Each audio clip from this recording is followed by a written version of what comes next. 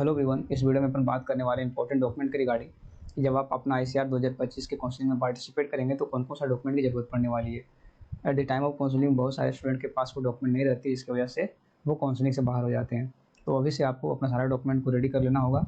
अगर आपने 2025 का CUT के एग्जाम में आप अपेयर हुए होंगे और आप चाहते हैं BSc ऑनर्स एग्रीकल्चर या एग्रीकल्चर के अलाइड कोर्सेस में एडमिशन लेना चाहते हैं, तो आपको CUT के स्कोर कार्ड को यूज करके ICR में रजिस्ट्रेशन करना पड़ेगा। ICR के थ्रू जितना भी एग्रीकल्चर यूनिवर्सिटी इंडिया में गवर्नमेंट एग्रीकल्चर यूनिवर्सिटी, वहाँ जाकर आप एडमिशन ले सकते हैं। बट इसमें कुछ इंपॉर्टेंट बातें हैं जो हम आपको बताना चाहते हैं। इसमें फर्स्ट ऑफ ऑल ये है कि जो आपका सब्जेक्ट ग्रुप होगा वो आपका 12th का जो सब्जेक्ट ग्रुप है उससे मैच करना चाहिए। जिससे कि अगर कोई स्टूडेंट है उनका 12th में था PCM और वो CUT का एग्जाम PCM से दिए हैं, तभी वो ICR के काउंसलिंग में एलिजिबल है। अगर आप PCM ग्रुप से बिलोंग करते थे और आपने PCB या PCA या किसी अन्य ग्रुप से एग्जाम दे दिए हों, ICR काउंसलिंग में तो पार्टिसिपेट कर लेंगे, आप काउंसलिंग भी करवा लेंगे, बट जब आपका डॉक्यूमेंट वेरिफिकेशन होगा तब आपको वहाँ पे रिजेक्ट कर दिया जाएगा। आप एक बात नोट डाउन कर लें कि आप एग्जाम दिए हैं CUT का, वो सब्जेक्ट ग्रुप और आपका 12th का सब्जेक्ट ग्रुप सेम होना चाहिए, तभी आप इसके काउंसलिंग में एलिजिबल हैं। ICR अपना काउंसलिंग करवाएगी जिसमें बहुत सारा एग्रीकल्चर यूनिवर्सिटी रहेगा, जिसमें अलग अलग सब्जेक्ट है, एग्री है, हॉर्टी है, फॉरेस्ट्री, डेयरी, बीटेक का सारा कोर्सेस है। तो इसमें बहुत सारा कोर्स, लगभग 10 से 11 कोर्स है, जिसमें आप इस स्कोर कार्ड के बेसिस पे अपना ICR में काउंसलिंग करवाकर सारे यूनिवर्सिटी में एडमिशन ले सकते हैं। बट सबसे इंपॉर्टेंट बात यह है कि अगर आप ICR की काउंसलिंग में पार्टिसिपेट करते हैं तो सबसे मेजर जो दिक्कत आती है स्टूडेंट के साथ कि उनके पास डॉक्यूमेंट सही समय पर नहीं होता है अवेलेबल, और सही फॉर्मेट में अवेलेबल नहीं होता है। बहुत सारा साउथ यूनिवर्सिटी है जो कि इंग्लिश फॉर्मेट में डॉक्यूमेंट डिमांड करती है, बट जो हमारे यूपी, बिहार, राजस्थान या MP वाले स्टूडेंट हैं उनके पास इंग्लिश फॉर्मेट में डॉक्यूमेंट नहीं होता है। खास करके कैटेगरी की बात करें तब उस समय उनको कॉलेज तो मिल जाता है, बट डॉक्यूमेंट प्रॉपर फॉर्मेट में ना रहने की वजह से डॉक्यूमेंट रिजेक्ट होती है और वो काउंसलिंग से बाहर हो जाते हैं। तो वो सारी बातें हम करने वाले हैं कि आपका डॉक्यूमेंट किस फॉर्मेट में रहेगा, कौन कौन सा डॉक्यूमेंट की जरूरत पड़ने वाली है। तो आप वीडियो को शुरू से लेकर अंत तक देखें, सारे प्रोसेस को समझें। अगर इसके बावजूद भी कुछ डाउट रहेगा तो आप व्हाट्सएप के थ्रू, टेलीग्राम के थ्रू या कमेंट बॉक्स में पूछ सकते हैं। तो आपका जो फर्स्ट डॉक्यूमेंट है वो है high school / class 11th matriculation certificate birth, यानी कि जो आपका 10th का मार्कशीट है उस मार्कशीट के ऊपर आपका डेट ऑफ बर्थ होना चाहिए। अगर डेट ऑफ बर्थ मेंशन है तो आप एज अ 10th का मार्कशीट को डेट ऑफ बर्थ सर्टिफिकेट के रूप में यूज कर सकते हैं। तो ये आपका फर्स्ट डॉक्यूमेंट है। अगर आपका 10th के मार्कशीट पर डेट ऑफ बर्थ मेंशन नहीं है तो आपको अलग से डेट ऑफ बर्थ सर्टिफिकेट बनवाना पड़ेगा। दूसरी सर्टिफिकेट की बात करते हैं तो आपका 10th और 12th का जितना भी सर्टिफिकेट या मार्कशीट है, 12th अभी पास आउट किए हैं और आपके पास सर्टिफिकेट नहीं मिला है, तो आपका सर्टिफिकेट डिजी लॉकर में आ गया होगा, तो आप डिजी लॉकर से भी डाउनलोड कर सकते हैं 12th का मार्कशीट या सर्टिफिकेट। अगर आपको स्कूल के द्वारा नहीं दी जाती है उस समय पर, तब अगर मिल जाती है तो आप उसको ओरिजिनल वाला जो सर्टिफिकेट है वो भी यूज़ कर सकते हैं। बट इनकेस अगर नहीं मिलती है तो आप डिजी लॉकर जो सर्टिफिकेट अपलोड रहेगा उस पर उसको डाउनलोड करके प्रिंट आउट करवाकर उसे यूज़ कर सकते हैं। इसके बाद है थर्ड नंबर में transfer certificate / school leaving certificate. ये क्या होता है कि जब भी आप 12th पास आउट करते हैं, 12th पास आउट करने के बाद उस स्कूल के द्वारा आपको SLC/TC यानी कि स्कूल लिविंग सर्टिफिकेट या TC मिलता है। अगर आप अभी तक अपना 12th जिस स्कूल से पास आउट किए हैं उस स्कूल से नहीं लेकर आए हैं तो आप जाकर अपना TC या अपना SLC जाकर ले आ सकते हैं। और इसमें ध्यान रखना पड़ेगा कि आपका जो TC या SLC होगा वो आपका इंग्लिश में होना चाहिए, इंग्लिश फॉर्मेट में होना चाहिए। अगर आपका इंग्लिश फॉर्मेट में नहीं है तो चांसेस है, अगर आपको साउथ यूनिवर्सिटी अलॉट होती है तो रिजेक्ट होने का। तो अगर आपका स्कूल हिंदी में बनाकर देती है तो आप उसे रिक्वेस्ट करें कि आपको वो इंग्लिश में ट्रांसलेट करके या इंग्लिश फॉर्मेट में बना कर दे। अगर उनके पास इंग्लिश फॉर्मेट में अवेलेबल नहीं है तो आप कॉन्टैक्ट करेंगे, मैं आपको प्रॉपर एक इंग्लिश फॉर्मेट में सर्टिफिकेट का फॉर्मेट, ट्रांसफर सर्टिफिकेट का फॉर्मेट प्रोवाइड करवा दूंगा, और आप उसे प्रिंट आउट निकालकर आपका हिंदी फॉर्मेट का जो सर्टिफिकेट रहेगा उसके साथ आप ड्यूली अटैच करके इसे यूज कर सकते हैं अपना स्कूल से वेरीफाई करवाकर। इनकेस अगर आपका हिंदी वाला सर्टिफिकेट रिजेक्ट होता है तब इसकी जरूरत पड़ेगी, अगर रिजेक्ट नहीं होता है तो आप डायरेक्टली हिंदी वाला यूज कर पाएंगे। बट आप कोशिश करें कि आपका जो TC हो वो इंग्लिश फॉर्मेट में ही होनी चाहिए। इसके बाद बात करते हैं admit card issue to the candidate by the NTA जो आपको एडमिट कार्ड दिया है CUT का उसको आपको प्रिंट आउट करवा कर रखना पड़ेगा। अगर आप प्रिंट आउट करवा कर नहीं रखते हैं तो आप डाउनलोड किए हैं जो PDF फॉर्मेट उसको आप सही सलामत रखें, अपने लैपटॉप में रखें, अपने फ़ोन में रखें, या अपने गूगल ड्राइव पे अपलोड कर दें, अपने डिजी लॉकर अकाउंट पे अपलोड कर दें। फिजिकल वेरिफिकेशन के समय भी जरूरत पड़ेगा और ऑनलाइन काउंसलिंग के समय भी जरूरत पड़ेगा। तो इसके साथ ये क्या दिक्कत आती है स्टूडेंट के साथ कि NTA क्या करती है ना कि 1 से 2 मंथ बाद ये अपना एडमिट कार्ड वेबसाइट से हटा देती है, और फिर जब कैंडिडेट के पास एडमिट कार्ड उस समय नहीं रहता है तो आप वापस से पोर्टल पे जाकर देखते हैं कि एडमिट कार्ड का सेक्शन कहाँ है, तो उसमें आपको नहीं मिलेगा क्योंकि ऑलरेडी वो पोर्टल को क्लोज कर देती है NTA। फिर आप कोशिश भी कितना करते रहेंगे वो आपको एडमिट कार्ड वापस से नहीं होगा और ना ही आप डाउनलोड कर पाएंगे। तो आप कोशिश करें कि अभी से डाउनलोड करके प्रिंट आउट निकाल के रख ले। अगर प्रिंट आउट नहीं निकाल के रखते हैं तो आप उसको एज अ सॉफ्ट कॉपी अपने फाइल, अपने लैपटॉप या अपने फ़ोन या अपने डिजी लॉकर या अपने ड्राइव पे कहीं ना कहीं जाकर आप उसको सेव करके रखें। इसके बाद आपके पास कन्फर्मेशन पेज होगा, जो आप सीयूईटी का फॉर्म भरे होंगे एनटीए के पोर्टल पे जाकर, तो आपको 2 या 3 पेज का एक कन्फर्मेशन पेज होगा, इसको भी आप प्रिंट आउट निकाल के रखें। और आपके पास सॉफ्ट कॉपी भी होगा तो सॉफ्ट कॉपी को भी आप फ़ोन में, लैपटॉप में या किसी ड्राइव में सेव करके रखें। इसके बाद आधार कार्ड आपके पास होनी चाहिए। अगर आधार कार्ड में किसी तरह का दिक्कत है, जैसे आपका नाम में दिक्कत है, अपना फादर नेम में दिक्कत है, या आपका जो डेट ऑफ बर्थ है वो आपका 10th के मार्कशीट से मैच नहीं करता है, तो आप उसको करेक्शन करवा लें। साथ ही साथ ये भी ध्यान रखें कि आपका आधार कार्ड आपका प्रॉपर मोबाइल नंबर से लिंक होनी चाहिए, ना कि आपके फैमिली या किसी और नंबर के साथ लिंक हो। तो आपका आधार, आपके अपना पर्सनल फ़ोन नंबर, आपका अपना पर्सनल मेल आईडी, सारा कुछ आपका होना चाहिए। इसके बाद बात करते हैं डोमिसाइल सर्टिफिकेट। आप जिस भी राज्य से बिलोंग करते हैं, आप यूपी, एमपी, राजस्थान, बिहार या हिमाचल, आपका डोमिसाइल सर्टिफिकेट होना चाहिए।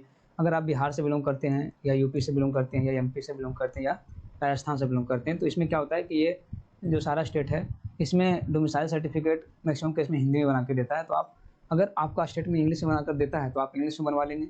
अगर इंग्लिश में बना के नहीं देता है तो आपको, अगर हिंदी में मिलता है तो आप हिंदी में बनवाएं।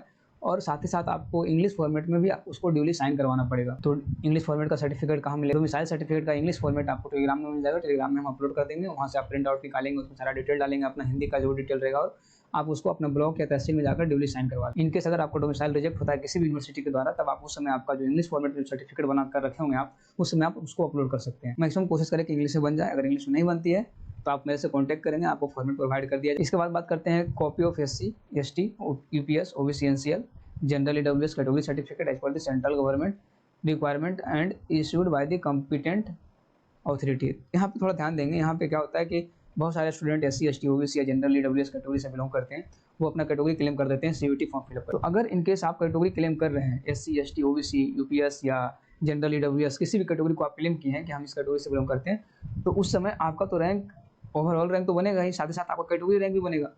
तो वहाँ पर तो आपको आईसीआर अपना रैंक कार्ड रिलीज करके दे दिया आपको कि आपका ऑल इंडिया रैंक की है और कैटेगरी रैंक की है, और आप अपना काउंसलिंग करवाए हैं, अपना चॉइस फिलिंग किए हैं, अपना यूनिवर्सिटी सेलेक्ट किए हैं अपने कैटेगरी के अकॉर्डिंग, और वहाँ पे आपके पास कैटेगरी सर्टिफिकेट ना हो, तो अगर आपके पास प्रॉपर फॉर्मेट में सेंट्रल गवर्नमेंट का कैटेगरी सर्टिफिकेट नहीं होगा, तो आपको जो कॉलेज अलॉट हुआ है जिस भी कैटेगरी में, आपको वहाँ पे रिजेक्ट कर दिया जाएगा और आप काउंसलिंग से बाहर हो जाएंगे।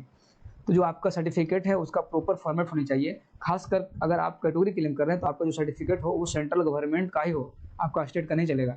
अगर आप स्टेट का वहाँ पे सर्टिफिकेट अपलोड करेंगे तो वो वैलिड नहीं होगा, इनवैलिड कर दिया जाएगा।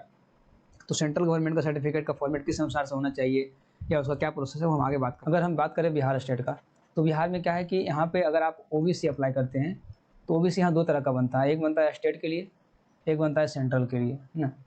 तो आपको पहचान में कैसे आएगा कि सेंट्रल का कौन है और स्टेट का कौन है? अगर स्टेट का आपका सर्टिफिकेट रहेगा तो आपका जो सर्टिफिकेट नंबर जो होगा ना, वो शुरू होगा NCLCO/2025, इधर आपका सर्टिफिकेट नंबर रहेगा, है ना। तो NCLCO जहाँ आपका शुरू हुआ सर्टिफिकेट नंबर, तो आप समझ जाएंगे कि ये स्टेट लेवल का ही है, और उस ओबीसी सर्टिफिकेट के ऊपर लिखा भी रहता है बिहार राज्य। अगर आप सेंट्रल का सर्टिफिकेट आपका बनेगा तो उस पर आपका सर्टिफिकेट के ऊपर ही रहेगा केंद्र सरकार लिखा हुआ, है ना, केंद्र सरकार लिखा हुआ। और इस सर्टिफिकेट का सर्टिफिकेट नंबर इस तरह से रहेगा BOB/CO/2025/ इस तरह से रहेगा, यानी कि BOB से शुरू होगा आपका सर्टिफिकेट नंबर, तो वो सेंट्रल गवर्नमेंट का होगा। हम पहचानने की बात बता रहे हैं। अगर आपको पहचान नहीं आ रहा है कि आपका सेंट्रल का कौन है, स्टेट का कौन है, तो आप इस सर्टिफिकेट का जो फर्स्ट 4 डिजिट का अल्फ़ाबेट है उससे हम आप देख के समझ सकते हैं कि ये सेंट्रल का है या स्टेट का है। तो हम बात कर लिए बिहार का। अगर बिहार से आप बिलोंग करते हैं तो आप इस तरह से आप देखकर अप्लाई करेंगे। वहाँ पे अप्लाई करते समय इसका जो ऑफिशियल वेबसाइट है, RTPS वेबसाइट है, RTPS, इस पे जाएंगे। यहाँ पे आप खुद से भी अप्लाई कर सकते हैं, साइबर कैफे में जाकर अप्लाई करेंगे। एक और बात, बिहार में थोड़ा सा एक और बेनिफिट कर दिया है 1 साल से, कि यहाँ पर आप हिंदी में और एज वेल एज इंग्लिश में, है ना, आप दोनों में अप्लाई कर सकते हैं सर्टिफिकेट। ओबीसी सर्टिफिकेट की बात कर रहा हूँ। साथ ही साथ आप अगर EWS सर्टिफिकेट भी आप अप्लाई कर रहे हैं तो यहाँ पे भी आपको 2 फॉर्मेट मिलेगा, हिंदी या इंग्लिश। जब आप अप्लाई करते हैं ना, तो आपका फर्स्ट जो आपका पोर्टल ओपन होता है उसके फर्स्ट ऊपर में ही यहाँ पे एक सेक्शन लिखेगा कि आपका जो सर्टिफिकेट है वो किस लैंग्वेज में चाहिए, हिंदी में या इंग्लिश में। तो बहुत लोग ध्यान नहीं देते हैं, डायरेक्टली नीचे फॉर्म फिलअप करना लग जाते हैं, तो जिसकी वजह से वो उनका डायरेक्टली हिंदी में ऑटोमेटिक बन के आ जाता है। तो वहाँ पे जब अप्लाई कर रहे हैं खुद से या किसी साइबर कैफे में जाकर आप अप्लाई करवा रहे हैं, तो वहाँ पे आप लैंग्वेज को इंग्लिश कर देंगे कि आपका जो सर्टिफिकेट होगा वो इंग्लिश लैंग्वेज में होगा, तो ऑटोमेटिक आपका जो बन के आएगा सर्टिफिकेट इंग्लिश में बन के आएगा। तो आपको ना ही कोई फॉर्मेट की जरूरत पड़ेगी और ना ही किसी और चीज़ की वहाँ पे रिक्वायरमेंट पड़ेगी। तो डायरेक्टली आपका जो सर्टिफिकेट डिजिटली बन के आएगा वो इंग्लिश में बन के आएगा। सिमिलरली EWS की बात करें तो EWS भी आपका हिंदी और इंग्लिश दोनों में बनता है। जब आप अप्लाई कर रहे हैं तब वहाँ पे आप लैंग्वेज को सेलेक्ट कर लेंगे इंग्लिश। तो ये हम प्रॉपर तो बिहार की बात की लगा, बट अगर आप बिहार के अलावा दूसरे राज्य से बिलोंग करते हैं तो आपको अगर हिंदी में बनाकर मिलता है सर्टिफिकेट, तब उस समय आप हमसे कॉन्टैक्ट करेंगे, आपको फॉर्मेट दे दिया जाएगा और उसको फिलअप करके आप इंग्लिश में बनवा सकते हैं। तो ये था टोटल प्रॉपर सर्टिफिकेट के ऊपर। सिमिलरली SC/ST कैटेगरी का सर्टिफिकेट भी आपको इंग्लिश में ही बनवाना पड़ेगा और सेंट्रल गवर्नमेंट का होना चाहिए, स्टेट का नहीं होना चाहिए। अगर स्टेट का रहेगा तो वो वैलिड नहीं होगा और रिजेक्ट होगा। नेक्स्ट बात करते हैं मेडिकल सर्टिफिकेट उन कैंडिडेट के लिए जो PWD कैटेगरी से बिलोंग करते हैं या फिजिकली हैंडीकैप्ड हैं उनके लिए। तो जो आपका PWD कैटेगरी का सर्टिफिकेट होगा, वो जो सर्टिफिकेट बना रहेगा वो गवर्नमेंट हॉस्पिटल से होनी चाहिए, ना कि कोई प्राइवेट हॉस्पिटल से। अगर प्राइवेट हॉस्पिटल से आपका PWD कैटेगरी का सर्टिफिकेट बना है तो वैलिड नहीं होगा। तो अगर आपका गवर्नमेंट हॉस्पिटल से बना हुआ है तो उसमें ये मेंशन होना चाहिए कि परसेंटेज ऑफ डिसेबिलिटी कितना है आपका। उनका जो अगर विकलांग है या हैंडीकैप्ड है, फिजिकली हैंडीकैप्ड है, तो उनके सर्टिफिकेट पे ये मेंशन होता है कि वो कितने परसेंट फिजिकली हैंडीकैप्ड है। वहाँ परसेंटेज के बेसिस पे आपका डिसेबिलिटी काउंट की जाती है, तो वहाँ पे आपको प्रॉपर मेंशन होना चाहिए। अगर आपका सर्टिफिकेट पर डिसेबिलिटी परसेंटेज मेंशन नहीं है तो आप जो गवर्नमेंट हॉस्पिटल में ऑथोरिटी बैठते हैं उनसे आप जांच करवाकर वहाँ पे आप मेंशन करवाएंगे। अगर आपके पास इसका इंग्लिश फॉर्मेट नहीं है तो इसके बारे में हम आगे बात करेंगे कि इसका कैसे कैसे फॉर्मेट बनवाना। तो अब हम बात करते हैं सर्टिफिकेट के ऊपर कि आपका जो इंग्लिश फॉर्मेट जो सर्टिफिकेट होगा वो किस अनुसार से होना चाहिए। अगर आपके स्टेट वाले हिंदी में बना के देते हैं, आपके रीजनल लैंग्वेज में बना के देते हैं, तब आप वहाँ पे ये OBC सर्टिफिकेट का फॉर्मेट यूज कर सकते हैं, OBC NCL नॉन क्रीमी। इसमें आपको क्या करना है, इसमें आपका नाम लिखना पड़ेगा, अपना पिताजी का नाम लिखना पड़ेगा, किस टाउन से बिलोंग करते हैं, डिस्ट्रिक्ट क्या है आपका और किस स्टेट से बिलोंग करते हैं। इतना फिलअप करने के बाद सिमिलरली फिर आपको नीचे भी फिलअप करना पड़ेगा सेम चीज़। उसके बाद यहाँ पे आपको डेट डालना पड़ेगा जिस दिन आपका डॉक्यूमेंट वेरिफिकेशन हो रहा होगा उस दिन, और यहाँ पे डिस्ट्रिक्ट मजिस्ट्रेट लिखा है, डिप्टी कमिश्नर लिखा है या ETC, तो इसमें आप अपना RO रेवेन्यू ऑफिसर जो है उससे भी आप यहाँ पे साइन करवा सकते हैं। जो तहसील का जो हेड होता है उससे भी आप यहाँ पे साइन करवा सकते हैं। जरूरी नहीं है कि आपके पास डिस्ट्रिक्ट मजिस्ट्रेट का ही साइन हो। साथ ही साथ इसमें एक और चीज़ मेंशन करना पड़ेगा, जो आपका हिंदी फॉर्मेट या आपका जो रीजनल लैंग्वेज जो सर्टिफिकेट OBC NCL मिला है उसमें आपका सर्टिफिकेट नंबर मेंशन होगा। तो वो सर्टिफिकेट CN नंबर लिखकर आप यहाँ पे सर्टिफिकेट नंबर मेंशन कर देंगे, जो आपका हिंदी फॉर्मेट में सर्टिफिकेट नंबर अवेलेबल रहेगा।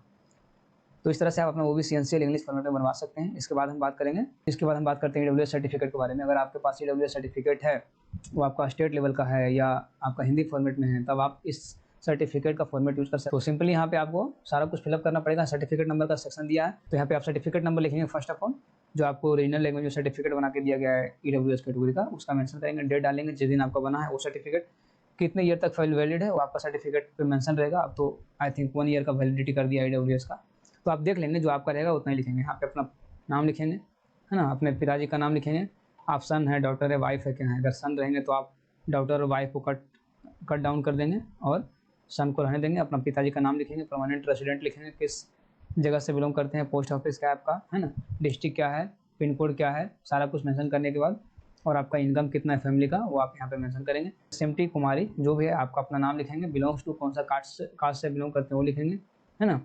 इसके बाद लिखने के बाद फिर यहाँ पे अपना नाम लिखेंगे, अपना कैटेगरी का नाम डालेंगे, किस कैटेगरी से बिलोंग करते हैं। इसके बाद फिर अपना जो आपका जो ऑफिसर होंगे, ब्लॉक ऑफिसर या रेवेन्यू ऑफिसर होंगे, उनका यहाँ पे सिग्नेचर रहेगा, डिजिग्नेशन रहेगा, किस पोस्ट वो है अवेलेबल, उनका नाम रहेगा लिखा हुआ। फिर इसके बाद अपना यहाँ पे अपना फोटो चिपकाएंगे, अटेस्टेड वहाँ पे करना पड़ेगा, यानी कि उसको हिंदी में बोलते हैं स्वप्रमाणित। इस तरह से आपको EWS सर्टिफिकेट भी बनवा लेना पड़ेगा अगर आपका इंग्लिश से बनाकर नहीं देता है तब।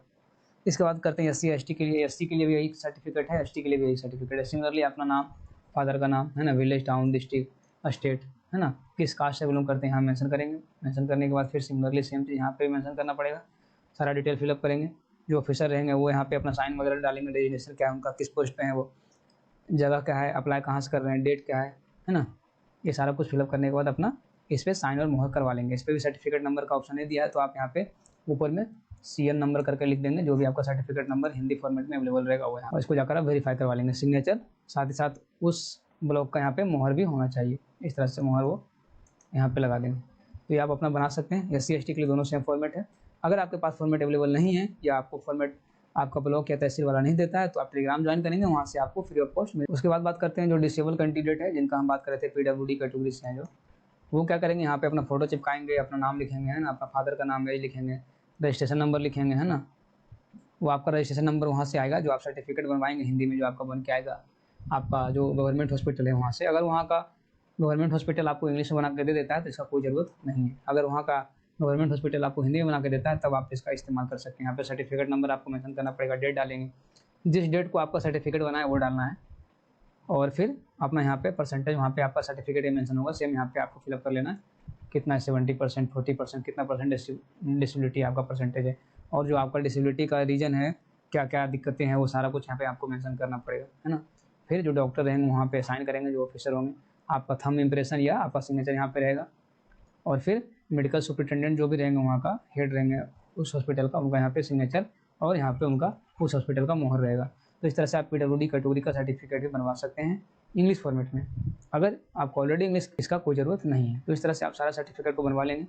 अगर इसमें किसी तरह का दिक्कत आती है, कोई तरह का डाउट है, तो आप डायरेक्टली हमसे व्हाट्सएप के थ्रू कॉन्टैक्ट करेंगे, टेलीग्राम के थ्रू कॉन्टैक्ट करेंगे। तो इस वीडियो में इतना ही, मिलते हैं नेक्स्ट वीडियो में, तब तक के थैंक यू, टेक केयर।